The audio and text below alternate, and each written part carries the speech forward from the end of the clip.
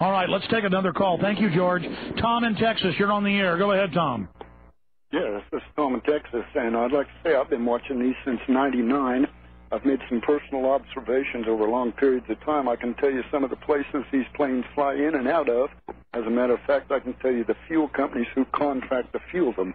In Wichita, Kansas, I watched 40 modified KC-135s that have used to be a 4-engine aircraft modified with the 2 engines on the wing, a more powerful engine, come in and refueled by Klondike aircraft. I've seen them at the Tinker Air Force Base, come in there, as many as a dozen of them in 3 groups. They seem to run in groups of 40.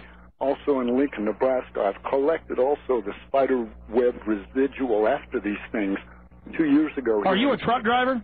No, I'm not a truck driver. This is Tom. I'm just an observer, you might say. No, I'm just wondering how you've been all these places, yeah. Oh, well, I was at a funeral in Kansas when I observed these things, first of all, and like I said, I've been watching them, so I did a little traveling to follow the ones that were going north and south.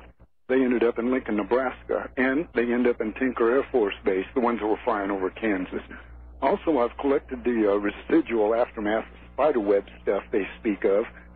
2 years ago here in Rockport, it snowed, and the day after, we had more of these spider webs dangling. I've collected some. I put them in vials. Well, here's an example. I was out at the Austin-Bergstrom Airport about 5 years ago, and I wasn't poo-pooing chemtrails, but I was poo-pooing the spider web, and I'm there, and under the streetlights, these giant 20-foot wide, I was with Mike Hansen, spider webs are hitting us in the face, and it was coming off from the planes. Clifford, Carnicom, what are these spider webs? Man, that's another whole story we could do another whole show on, but let's just say they're not spider webs. They appear to be, well, there's big questions here, I'll tell you. I can say that they are associated with biological operations and the research I've done there. They are definitely not spider webs. Well, I know that coming out 3 years ago, DARPA told the Baltimore Sun that they may put up towers with electromagnetic fields to make us behave better. Did you see that? No, I didn't see that one, Alex. Baltimore Sun, we're going to mind control you.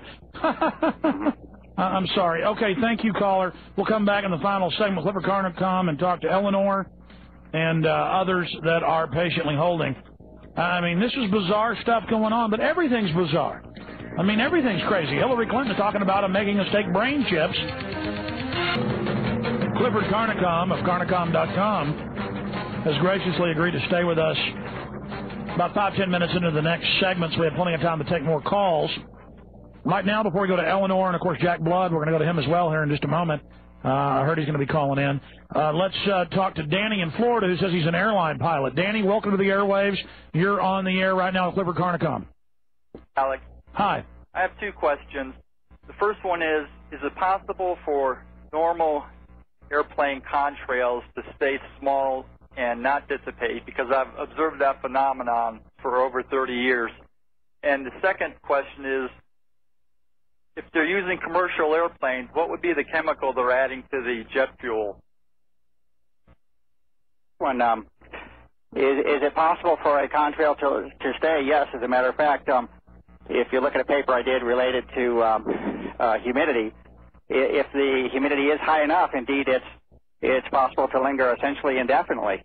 Unfortunately, those conditions don't actually exist or occur too often. Well, I just want to say I had never seen it until the late 90s. And I know that if it's really, you know, a lot of humidity, it's cold, you can just get ice crystal trails up there, as you know well, but you're a pilot. And again, I'm not saying everything is a trail, every plane's doing it. I'm saying there is some type of weird program going on from all the evidence we have. I mean, you're a pilot, Danny. Do you ever walk outside and just see days where it's nothing but trails and they're below 10,000 feet? Because, believe me, brother, I've taken photos of it.